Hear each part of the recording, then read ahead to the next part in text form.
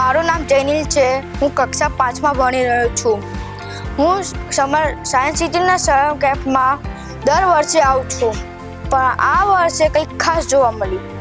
આ વર્ષે અમે ફન ફિઝિક્સમાં ગયા હતા ત્યારે અમને પહેલાં પ્રેશર શીખવાડ્યું કે એરનું પ્રેશરથી શું શું ફરક પડે છે, પછી gravity, centre of mass, illusion આંખોનું. પછી અમને શીખવાડ્યું કે એક સ્ટ્રેટ લાઇનમાં કેવી રીતે જાય છે લાઇટ, અને સાઉન્ડ કેવી રીતે ટ્રાવેલ કરી શકે છે.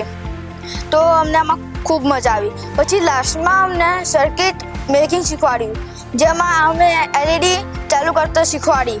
એમાં અમને બહુ મજા આવી. Thank you.